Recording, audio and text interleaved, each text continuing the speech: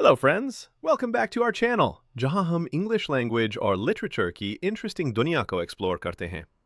आज का टॉपिक बहुत इंपॉर्टेंट है, स्पेशली फॉर दोज स्टूडेंट्स जो रिसर्च या इंग्लिश स्टडीज में आगे बढ़ना चाहते हैं।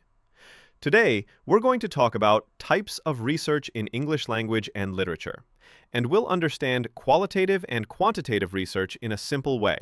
सबसे पहले बात करते हैं, रिसर्च आखिर होती क्या है? Research means a systematic and deep study of a topic, जिसका मकसद होता है कुछ नया जानना या existing knowledge को नए पर्सपेक्टिव से समझना। सिंपल वर्ड्स में कहे तो रिसर्च का मतलब होता है टू सर्च अगेन, यानी किसी चीज की गहराई में जाकर सच्चाई या मीनिंग को जानना। अब इंग्लिश लैंग्वेज और लिटरेचर में रिसर्च के कई फॉर्म्स होते हैं, लेकिन ब्रॉडली इसे दो पार्ट्स में बांटा गया है। First, qualitative research. Second, quantitative research. चलिए दोनों को डिटेल में समझते हैं। सबसे पहले देखते हैं qualitative research. This type of research focuses on meanings, emotions, experiences and interpretations. यहाँ हम नंबर्स या स्टैटिस्टिक्स से ज़्यादा इंपॉर्टेंस देते हैं फीलिंग्स और आइडियाज़ को।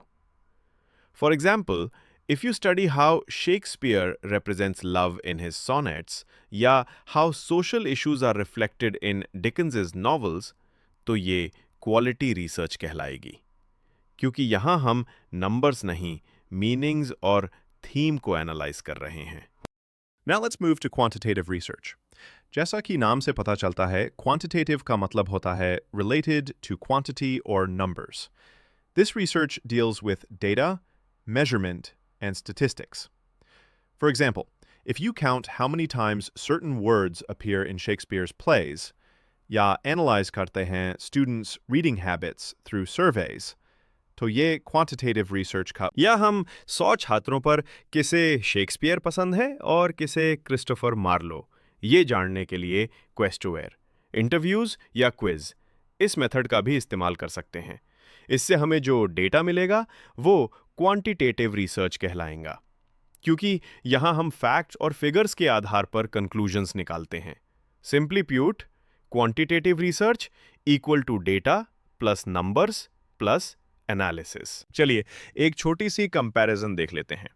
जैसा कि आप इस चार्ट में देख सकते हैं, दोस्तों लिटरेचर की दुनिया बहुत वाइड है और रिसर्च हमें उस दुनिया को नए नजरिए से देखने का मौका देती है।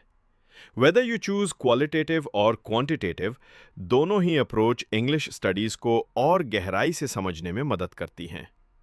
Remember, research is not about finding the right answers. It's about asking the right questions. If you found this video helpful, तो please Madness for Literaria channel को लाइक, शेयर और सब्सक्राइब जरूर करें। We'll keep bringing you more content on English literature and research studies. Thank you for watching.